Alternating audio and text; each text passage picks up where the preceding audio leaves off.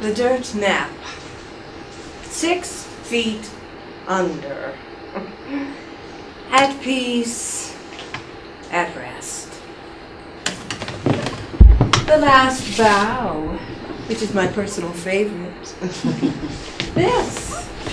This is where I enjoy my final repose. They call it that too, don't they? Final repose. Goodness, where are my manners?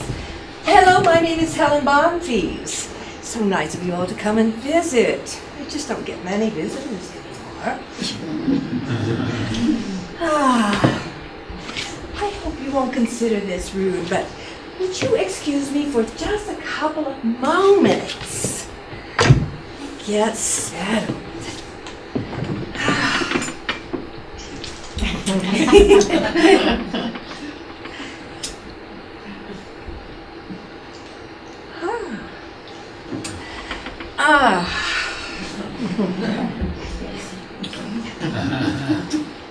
There.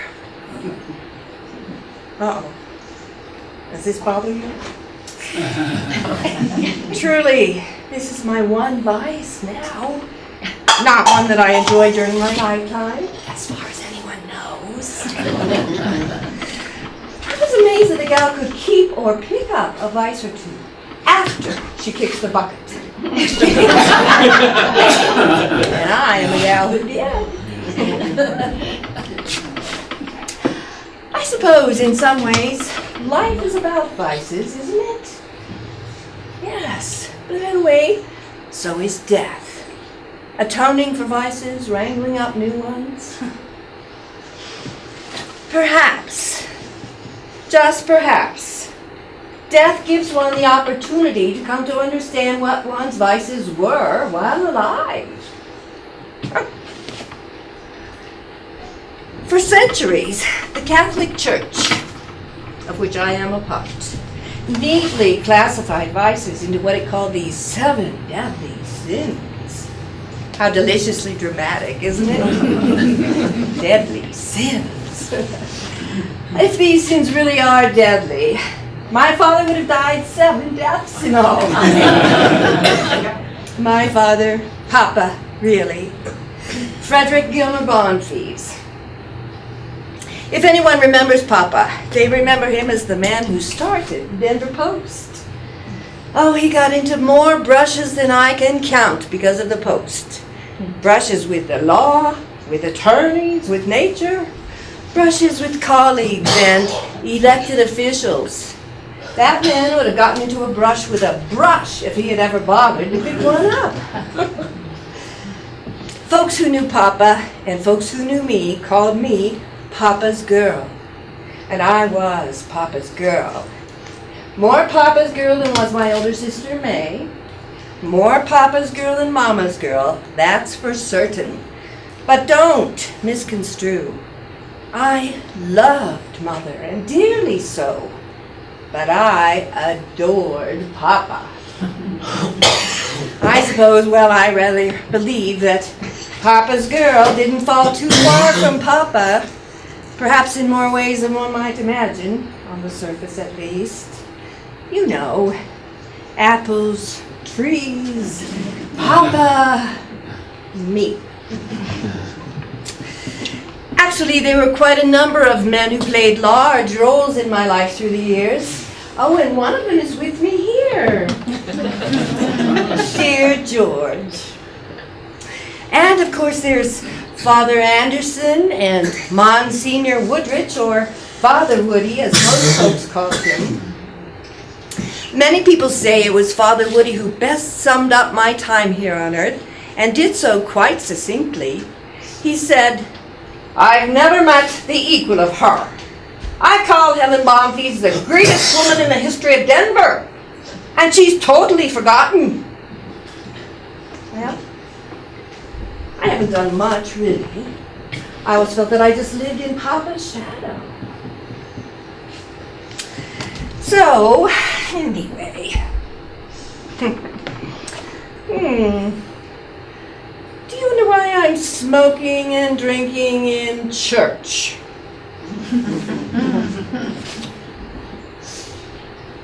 I suppose it would be fair of you to inquire why I'm in a church at all. But there is a story behind this church. Lovely, isn't it? So very, very special. Church of the Holy Ghost. It even smells like a church should smell. Until I started this. There is a story behind this church, and it begins and ends with Papa, as do so many things in my life. Let me begin by telling you a story about Papa and Alfred Packer. Recognize that name? Yes, Mr. Packer was put on trial right here in Colorado for cannibalism. Oh, dare I even say such a word in the house of God? Oh, Lord knows I'm having a smoke and a tad bit of the drink, so I suppose it's okay. Anyway, Mr. Packer took off on a gold prospecting expedition in the high Colorado mountains during the worst of the winter months. He later reported that his comrades had killed one another in a gun battle or some such thing. Somehow they had all ended up quite dead. Stranded and alone in the mountains, Mr. Packer had to eat. One rumor has it that he only ate the Democrats, so perhaps he wasn't such a bad friend. When he returned to civilization, alone, mind you, he ended up being charged with murdering the whole lot of them and with cannibalism. Packer managed to escape, and he was on the lam for 9 years before authorities caught up with him again. Well, of course, Papa printed the details of that story quite fully on the pages of the Denver Post. How a man could take a story such as this and make it even more sensational, well, Papa could, and Papa did. He was the true pioneer of yellow journalism. At one point, Papa printed that Mr. Packer's lawyer had taken all of Packer's money, his entire life savings as a retainer for the murder case. That lawyer became so incensed with Papa that he stormed down to the Denver post offices. And as happened with some regularity, a scuffle erupted between Papa and his visitor.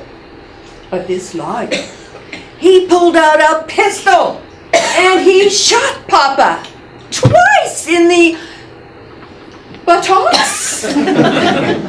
He shot my Papa twice in the buttocks. And even after 3 trials, it being uncontested that he had indeed shot Papa, that lawyer was never convicted. The first 2 trials were declared mistrials, and the third, case dismissed because of jury tampering. And who tampered with the jury? Papa. Papa tampered. For all I know, he tampered with all 3 juries, and ineffectively so, but he only got caught that one time. So, the cannibal's lawyer went free, and Papa was convicted of jury tampering. So many times, Papa would say, a dogfight on the streets of Denver is more important than a war in Europe. But the thing is, Papa was so often part of the Denver dogfight. I do believe he just couldn't resist. So perhaps you still wonder what any of that story has to do with this church. I'm getting to that, I promise. But that's really the tip of the iceberg when it comes to Papa. Another lawyer became so incensed with Papa that he horsewhipped him. Oh, after that, Papa hired a couple of bodyguards. It's really a wonder that Papa was ever able to even sit after all of that hoo-ha. And Mother was pious, a devout Catholic with a capital D. Papa was something of a devil with a capital D. And not just because of the rather routine ravages raged on his rear by notable members of the Denver Legal Bar. You see, Papa was so much more than just a newspaper man. He actually made most of his money through saloons and houses of prostitution that he owned. Papa would brag that his houses of prostitution were premier, the best in town. And by all accounts, they really were. Hooligans, horsewhippings, and whores. That was Frederick Gilmer Bonfils, my father. Requiem masses, rosary beads, and reverence. That was my mother, Belle Bonfils. And between these two grand planets orbited my older sister May and me like two trapped little comets spinning around and around and around all over again.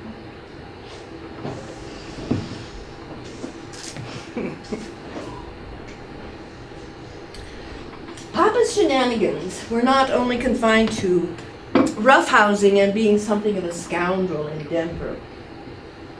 He managed to dip into one of the biggest presidential scandals in the history of the nation. Papa had backed Warren Harding for president. Harding is often remembered for burlesque shows in the White House and the Teapot Dome scandal, bribery, backroom dealings, and so forth. Papa ended up deep and dirty in Teapot Dome. He took a $250,000 bribe from Harry Sinclair of Sinclair Oil to keep hushed about that whole sordid mess. Quite the bribe in the 1920s.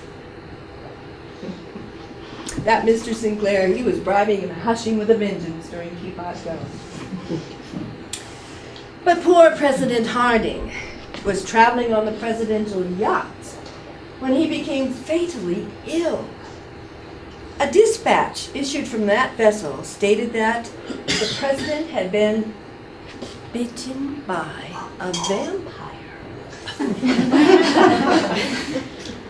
I'm fairly certain that Papa printed the details of that vampire situation fully on the pages of the newspaper, but otherwise honored his agreement with Mr. Sinclair. So, after the president died, I got to wondering how our good Lord would judge him. That got me to thinking about Papa. I ran through those 7 deadly sins in my mind. Papa seemed to have run afoul of all 7. Sadly, if Papa had somehow stumbled upon the Ark of the Covenant, he would have used it as a home furnishing. Well, now this is the connection that you've been waiting for. Catholics believe in 3 possible destinations after death: heaven, hell, and purgatory. Most of us have a good idea of heaven and hell. Some of us may not understand purgatory. It's a way station where souls land who don't quite have credentials necessary to enter the heavenly gates, where atonement for life's sins can occur. Those of us left behind can pray for souls in purgatory so they could enter heaven more swiftly. I believed that I would have to be on my knees in church around the clock for years to be of any help to Papa. So I decided I needed to do something quite drastic to help Papa. So I pledged to the good Lord that I would build this church of the Holy Ghost in honor of Papa, if he would permit Papa entry into purgatory, to give Papa a final chance of an afterlife without flames. If nothing else, I've always been a practical girl. I wasn't asking the good Lord to let Papa direct me into heaven. No. Just Just let him spend time in purgatory, atoning for all of his earthly muck. Centuries if necessary. Perhaps you wonder why I so idolize Papa, even with all of his vices. I could tell you that Papa's personality was like a carnival and a vaudeville show and a parade all rolled into one. That he had a smile that could charm a snake. That he had a brilliance about him that outshined anything I've encountered ever. I could say all of those things about Papa and they would all be true.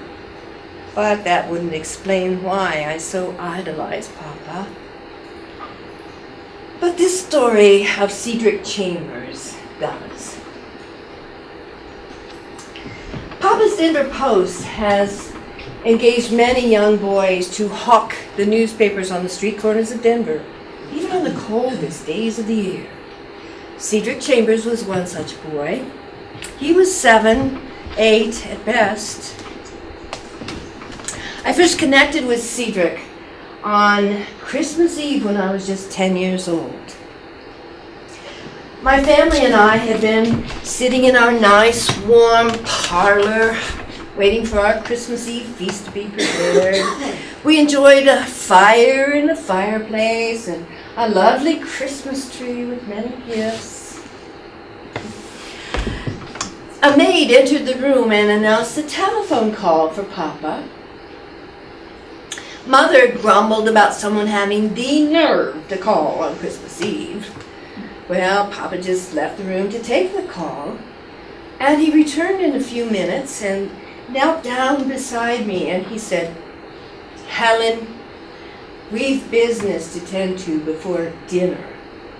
Oh, Mother, displeased, instructed Papa he was not to take me to the Denver Post offices on Christmas Eve.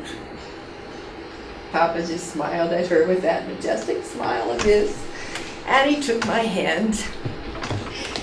We bundled up against the cold of the night, and we headed out the front door. I questioned Papa why we were walking, and he said, "Oh, sometimes we must walk with the folks." It was a long time before I really understood what that meant. We walked for what seemed like miles in that bitter cold. Finally, we came to the corners where there were some boys hawking the newspaper. Papa would greet each boy with, "Good evening, good sir."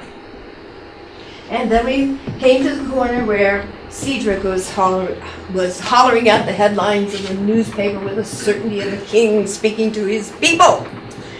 That boy had no coat on his back that would hold any heat. His shoes were sized for a man, not a boy, and worn well beyond true use. But he hollered out those headlines, by golly. Papa would greet Cedric with, "Good evening, good sir." And with a robustness that seemed well beyond his age, Cedric replied, "Good evening, good sir." Well, then, just like he had done with me in that nice warm parlor, but this time in the snow and slush, Papa knelt down beside Cedric, and he said, "Do you know who I am?" "Yes, sir," the boy replied. "Yes, sir, you're the owner of the newspaper. That's who you are." "Quite right. And what might your name be?"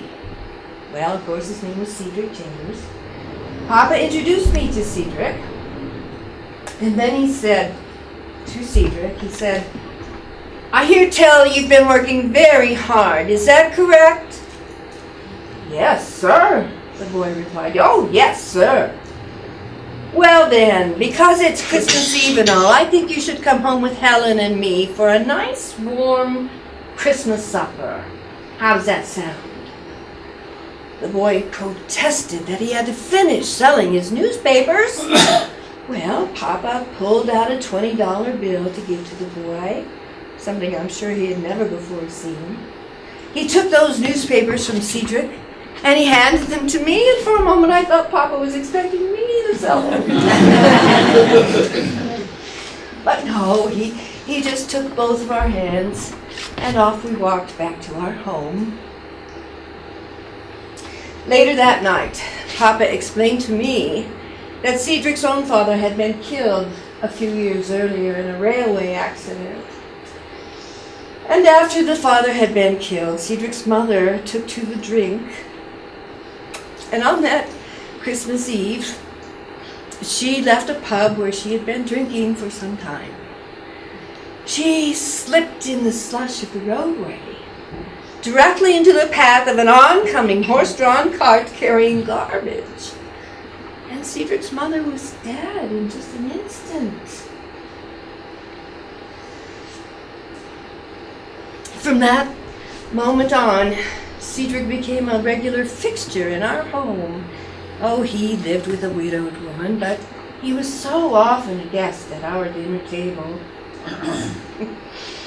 He actually grew up to write political news at the Denver Post. He and Papa would greet each other with, "Good sir," right up until the day that Papa died.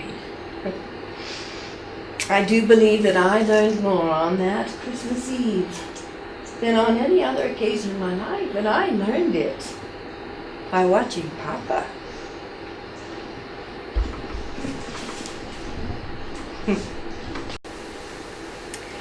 When I was a girl, my older sister May was the golden child. Indeed, even her hair was golden and quite curly. I often wonder what would have become of me had May remained the golden child. But all of that changed when May was 21 and I was just 15. As she approached the age of 20, May was becoming quite independent, which Papa found quite disconcerting. Papa blew a sprocket on May's 21st birthday when she announced her intention to go to a dance with a young man named Clyde Berryman. In Papa's eyes, this Berryman was nothing more than a sheet music salesman, a gold digger, someone completely unfit to marry a Bonfils. Then it happened. May did something that would change the dynamics of our family forever. May eloped. She ran off all the way to Golden, Colorado. And she married that sheet music salesman behind Papa's back. Perhaps in the name of love, that move changed our dynamics. Oh, May's behavior of that time would prove to be a haunting admonition that would follow me forever. Sadly, Papa died on February 2nd, 1933. Truly, Papa's girl, at the age of 43, I had not yet married. Oh, indeed, I'd barely dated by that time. I'm certain society matrons of the day had written me off as a sad old maid. 43. Our home in Denver was a splendid place. 50 rooms and now just 2 residents, plus a gaggle of servants. When Papa was in place, our home had seemed filled to the brim. He had that way about him. As I said, I always felt that I lived in Papa's shadow. And with that shadow maker gone, I knew not what I should do. Well, of course, what I was expected to do was to marry. The better part of discretion at my ripe old age really required that I tarry no longer in this regard, but I dreaded the idea of permitting another man to enter my life in any intimate fashion. Would Papa approve? In my mind, Papa and the Post were one and the same. The Post was actually one of the largest newspapers in this nation when Papa passed. I just loved going to the offices there. It was a magical place. The hustle, the bustle, the vibrancy of it all. Oh, I loved going there. Well, there, it dawned on me. I suddenly knew what I must do with Papa gone. I went to the post and I took Papa's office, where he had ruled the roost for almost 3 decades.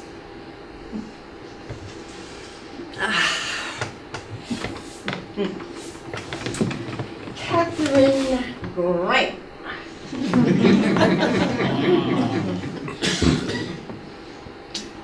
Everyone talks about Catherine Graham and how she was the first woman publisher of a major daily newspaper in this nation.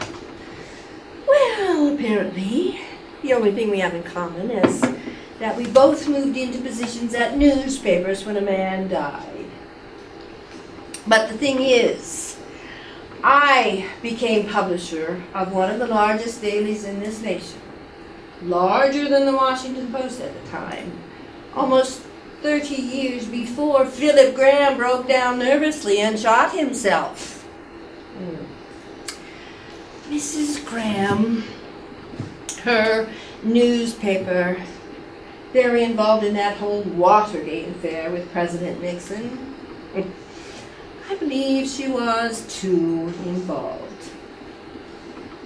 Had she been more discreet, I doubt that the Attorney General of the United States would have proclaimed, "Katie Graham's gonna get her tit caught in a big old ringer if that gets published." No one ever made mention of my breasts, let alone the Attorney General of the United States recommending their placement in an appliance.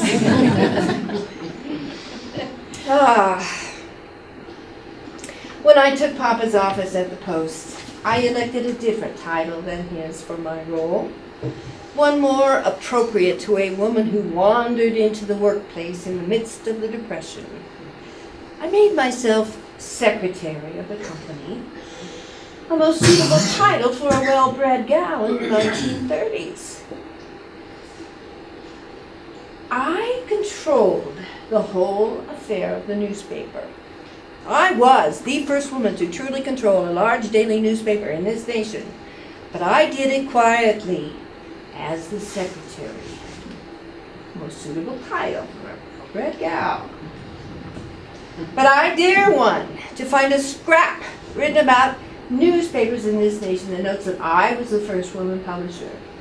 Oh no, Katie Graham. She'll always be listed in that capacity. I exercised the discretion I learned earlier in life when I took Papa's office at the Post. Discretion. Eventually, I did take the title of president of the company in 1966. But whether president or secretary or chairman of the board of directors, a role I did take later in life, I always selected a man in the front office who did my bidding. The longest serving of these fellows was Donald Sewell, who was around forever. The offices of the Post served another purpose for me as well. Perhaps from the time that I first met Cedric Chambers, I became aware of the fact that so many people were not doing well at all. So many of these people would come to see me at Papa's office. The line of folks waiting was often stretched a considerable distance down the corridor. But there was nothing complicated about this. There was no bureaucracy. People would tell me their troubles, tell me what they needed. So many days my fingers just felt numb from writing out checks. But sadly, it was never enough. When I was no longer regularly at the Post, Donald Sewell did not tend to the needs of the people as I had done. I came to believe that the primary roles that men played in my life was most akin to that of well-placed puppets. Puppets. Yes. Actually, there were a number of man puppets in my life. But don't mistake that Papa was one such man. Oh, it's all rather true that fathers can be turned into puppets by their daughters. But May was not successful at doing so, and I certainly had no desire to do that. Oh, May. When she eloped with that sheet music salesman, the shine was all gone in Papa's eyes. All gone. And what relationship I did have with my sister all but evaporated after Mother left us, which was but a couple of years after Papa passed.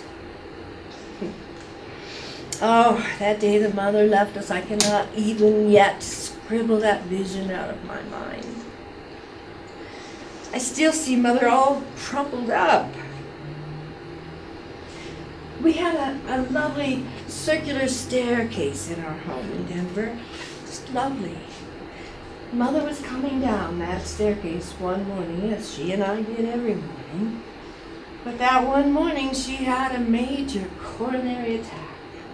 And she tumbled over and over, and she landed at the foot of the stairs, and Mother was dead.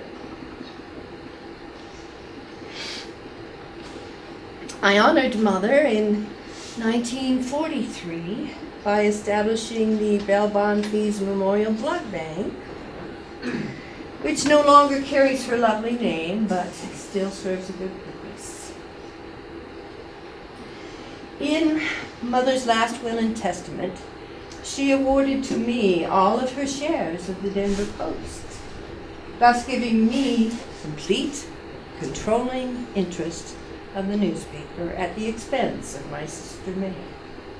Run off. I did not elope with a sheet music salesman. I stayed loyal to Papa. I was Papa's girl. I think we should take a little break.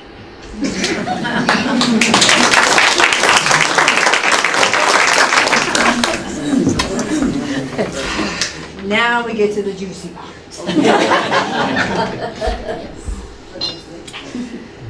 My interest in the opposite sex became more intense when my sister May started dating. Perhaps that was because of the competitive nature that existed between the two of us, but perhaps it was something else altogether. I remember sitting with May when she would come home from her dates in the park. I would ask May what went on between them. May would give me the most sterile explanation, saying that they talked and they spooned. I was interested in knowing where the boy put his hands. I demanded to know where the boy put his hands. But May would just laugh and leave the room when I asked about that. Just laugh and leave the room.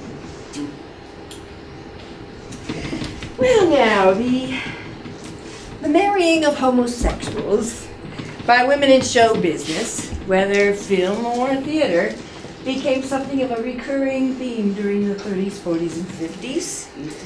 Judy Garland had her homosexual, as did her daughter, and an assorted number of others. And in time, I married my own homosexual, George Soames, who provided me with something of an entree to Broadway. Oh, he opened the stage door for me, plain and simple. He served the purpose. Initially, I guess I pretended that Soames and I would couple in a normal fashion, but his homosexuality was readily detectable. I could have whitewashed that whole affair, but the pink would still have shown through, and frankly, rather brilliantly so. I can only imagine what Papa would have thought had he known that I married a homosexual. On the other hand, Soames was not a sheet music salesman. He was a success in the theater business. A success. I first connected with Soames in 1936, the year after Mother tumbled down the stairs dead. I auditioned for the man when he became director of the Elitch's Theater, using the name Helen Barton, not wanting to stain the Bonfils moniker should I fail in my attempt to become an actress. You know what? I was in a play that summer with Grace Kelly. Didn't she marry well? Anyway.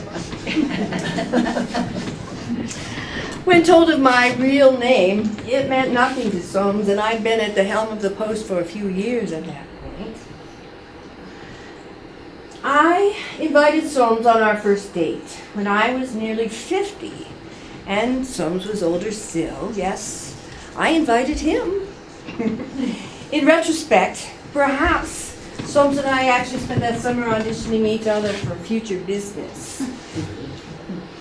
Yes. Despite his homosexuality, Soames and I reached a détente. I provided him with much desired financial security. He provided me with that entree to Broadway.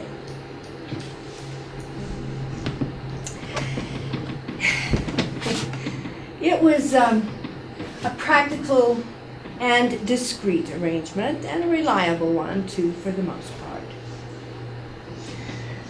But in addition to being a homosexual, Soames drank.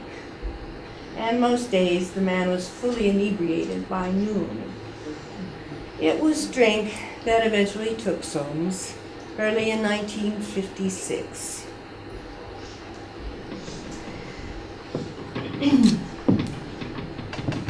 So, Soames and I, excuse me a sec.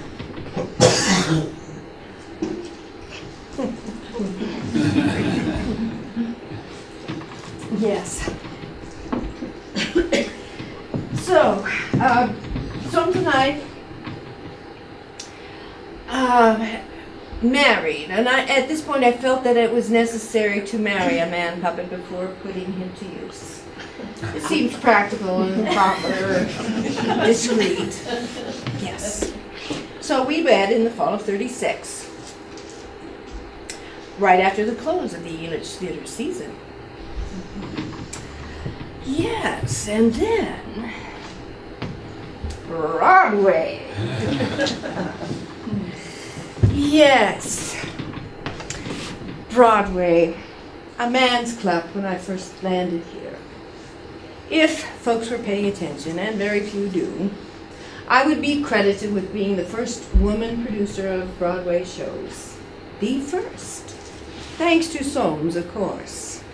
No matter how effeminate or pink the man, it was his genitalia that provided the foundation upon which my career as a Broadway producer could be built. And I'm fairly certain that Soames did have a penis, although I never laid eyes on it.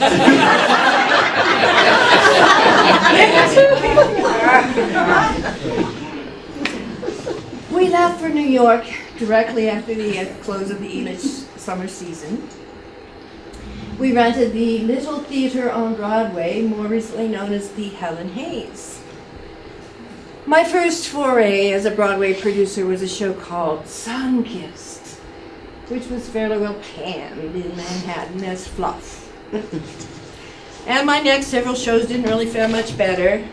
By 1940, however, I enjoyed a string of successful plays that won praise from the critics and actually made some money. Helen Goes to Troy, Make Mine Manhattan, Light Up the Sky. Despite the utter lack of physical intimacy between the two of us, Soames and I remained married for almost 20 years. Oh, divorce was really never on the platter between us. Out of the question for a good Catholic, of course. And as I said, ours was a practical and discreet arrangement, and a reliable one for the most part. Not long before Soames started his descent, he hired a new chauffeur for me. a young man named Mike Davis, whom I soon learned preferred to be called Tiger Mike. With his 7th grade education, the man could barely read when he started driving me, but he cut a fine appearance and could operate a motor car. The first time Tiger Mike drove me in Manhattan, the first time I laid eyes on Tiger Mike, I thought back to my sister May. I wish she had told me more about where the boy put his head.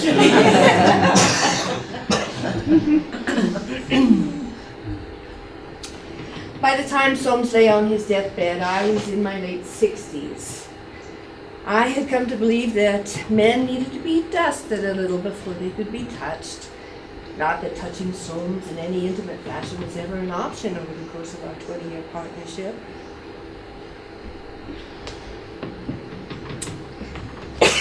Excuse me. As my husband's condition worsened, I found myself seeking the respite of a motor car trip around Manhattan, especially to Central Park. That green expanse let me forget about Soames. And then there was Tiger Mike. These motor car trips gave me an excuse for spending time with the boy. Yes, that is correct. I was 69. The boy was 28. Did the math in my head. I even doodled the math all over notepads when in business meetings as if the difference in our age would somehow change. 41 years.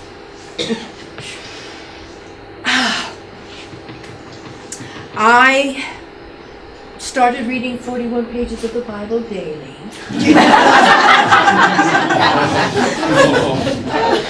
Perhaps the good Lord would intervene and make Tiger Mike older. Better yet, nip some years off my age. Oh, even half the difference would have been a tremendous improvement. But in the end, reading 41 pages of the Bible daily became my penance. As my husband lay dying in our New York apartment, I was suddenly living the very cliche of silly Broadway entertainment.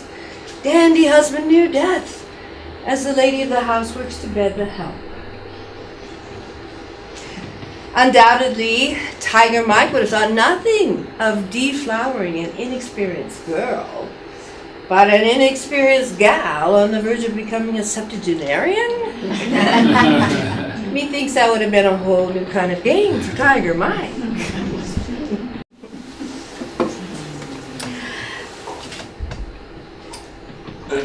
The only thing I knew about my sister's dates was that they'd gone to the park near our home in Denver. Well, I had already initiated the custom of motoring to Central Park with Tiger Mike at the wheel. I only needed to figure the manner in which an old broad goes about seducing a much younger fellow. I stewed for weeks, trying to develop a scheme of seduction. And then it dawned on me what had been there all along. Tiger Mike could be another man puppet in my life. While Soames had brought me professional success without physical intimacy, Tiger Mike could bring me physical intimacy without professional success. I could cut a deal with Tiger Mike, who wanted nothing more than to become an oil man of all things. When we were parked at the park, he would discuss this in detail about his desire, his need to become an oil man. So, I would make Tiger Mike an oil man, and he would, make me feel like a woman. And I did, and he did. I felt transported back to younger days. Oh, it even occurred in the backseat of a motor car. I decided I wanted to wed Tiger Mike, but Soames needed to die.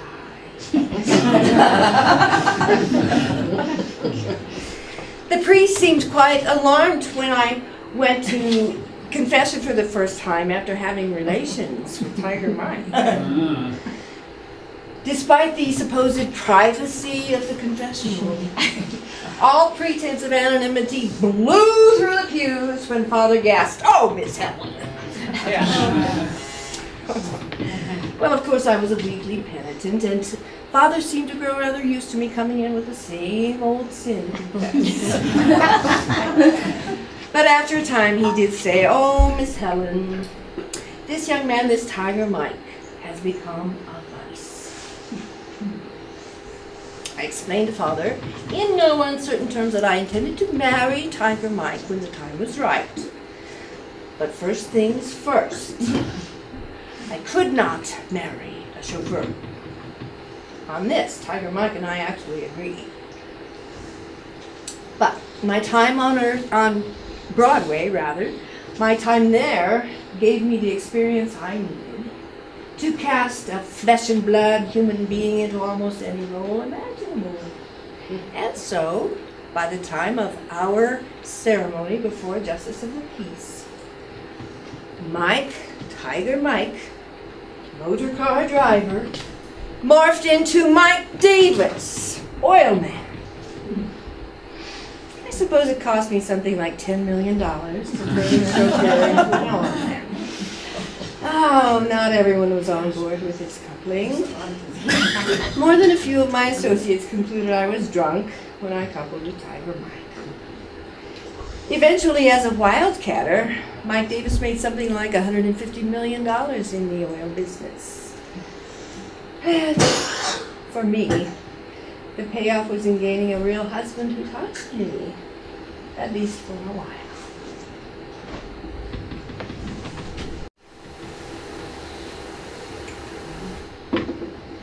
Do you remember the McGuire sisters? Sincerely, don't you know that I love you? I'd do anything for you. Yes, they were part of my life too. Well, one of them was. Phyllis, the younger McGuire sister. You see, Phyllis McGuire had been involved intimately with Sam Giancana, mafia boss, who may or may not have been involved in the killing of President John Kennedy. Oh, I was so partial to John Kennedy because of his Catholicism. Oh, and I just adored his wife, Jacqueline. But anyway, this Giancana fellow was not a man to be fussed with. I suppose it's possible that he wasn't behind the assassination of President Kennedy, but he was behind the efficient elimination, shall we say, of more than a few fellas. My young husband didn't seem to understand that one should not fuss around with a mafia boss or engage in an extramarital affair with his girl. Yes. There was certainly nothing practical about Tiger Mike's shenanigans with that young McGuire girl, and there was nothing discreet about that whole affair. Unless Giancana was an illiterate, like my husband had been when he first started driving me, he had to know what was transpiring between his girl and my husband. I gave up riding in motor cars with Tiger Mike when I became aware of the affair. I was certain that a minion of Giancana would plant an explosive device in a car to be operated by Tiger Mike. And if I were an unfortunate passenger, I would have been blown to smithereens. In the end, Giancana was forced to flee the country and took to living in Mexico, which is probably the only reason why Tiger Mike was not blown to smithereens. The news media, including an occasional piece in the Denver Post, made a tremendous amount out of Phyllis McGuire's lovely, marvelous home in Las Vegas. A mansion complete with a moat and a replica of the Eiffel Tower popping out of the roof. Everyone assumed it was mob money that had built this home for Miss McGuire. But that assumption was wrong. Phyllis herself said that she was able to acquire this property due to wise investments in oil. As though betting my husband could be called a wise investment in oil. No, what people really never knew was that it was Tiger Mike that provided the financing necessary for Phyllis McGuire to live like a princess in Las Vegas. In time, I came to believe that it would have been a relief if a mafia boss had arranged for Tiger Mike to explode. Oh, he had served a practical purpose. He did allow me to experience physical intimacy, but his shenanigans did begin to take something of a toll. So, here I am, enjoying my final repose. It's all rather final, I dare say. I'm definitely quite prone in this thing, but tranquil, no, not so much. A patch of comfort. At least I have my newly acquired vices to keep me company.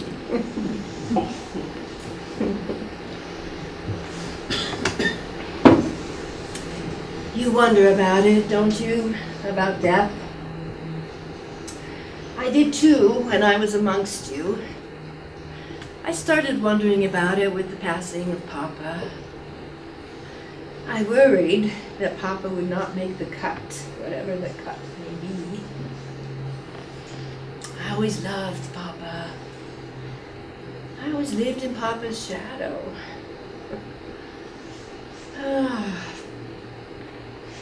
You've heard that phrase, sins of the father vest on the son. Well, Papa had no son. And vices of the father vest on the daughter. Well, yes, I'm afraid they did. But I was there for Papa when he needed me most, when his time on earth had ended. As for me, when my curtain fell, there was no one. Oh, I know there were society matrons wringing their wrinkly hands at my memorial, and I'd like to think that Tiger Mike felt a bit of remorse at my passing. My sister May had passed on some 10 years earlier. Had she been alive, I know she couldn't have cared less whether I walked the earth or slumbered here. May. After divorcing her sheet music salesman, May remarried a younger man. But not with the difference in ages between Mike and myself. But maybe May had the right idea. In her will, she directed that her lovely Belmar mansion be torn to the ground after her passing. She evidently didn't want another woman roosting in that fine home with that younger husband of hers. Mine was not an instant death. I did not die from a gunshot wound to the ass. And I did say ass. Decided I needed a good solid trio of vices here. It really all started to end for me on an otherwise ordinary evening in 1967. I had quietly suffered from diabetes for years, and on that evening I went into a diabetic coma and was rushed to St. Joseph Hospital, where I remained more as a resident than a patient until I passed on in 1972. I did get out from time to time. My regular routine included a daily foray to Penn Call Drug on East Colfax for a soda, and attending as many theatrical performances as I could physically wrangle. I divorced Tiger Mike based on a contention of cruelty shortly before Christmas in 1971. Had I felt better physically, I think I would have relished what could have been considered as a happy Christmas present. Donald Sewell ran the Denver Post and the Bonfils Theater in ways I did not approve. But I was in no position to object from my cloister in the form of a hospital. Sewell eventually barred nearly everyone from coming to see me. He wanted me isolated, and he succeeded. Believe me when I tell you that my favorite thing in life at this point was that daily trip to Penn called Drug. That silly little soda brought me a bit of joy, and Sewell made sure that ended.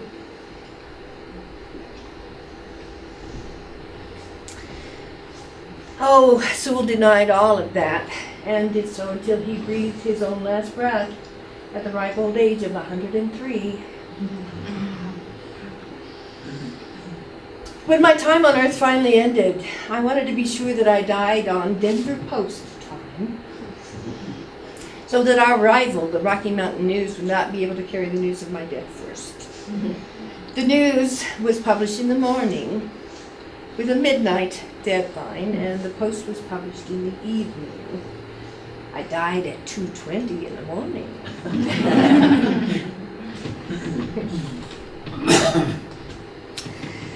Tiger Mike got my family home and everything in it as part of the divorce settlement. He stripped the place and sent everything of value to Phyllis McGuire in Las Vegas. Everything. And so, here now, I must find my own way without Papa, without any puppet. So, here now, I am alone. You wonder, perhaps, who I see here in this place? I was certain when I got here there would be Gatsby-like parties. Lovely, vibrant parties with pretty young women in satin gowns and pretty young men in fine tuxedos, with a magnificent band playing the latest. And there would be dancing, the kind of dancing done by young men holding on to their girls for the first time since coming back from the war.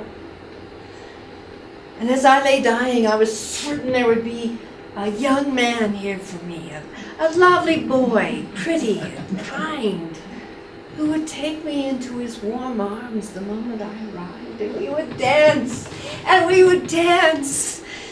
And the sun coming up at the dawn would make never mind. A boy who would love me. There was none of that. No band, no party, no boy to take me into his warm arms. There was only this. I thought surely I would see Papa. After all the rosaries and the church building, I was sure I would see Papa. I really do worry about where Papa ended up. Mother, no need to worry there. I'm sure she is well ensconced. She was always so well suited for heavenly hosts and choirs of angels. My life, I didn't do much. I always felt that I just lived in Papa's shadow.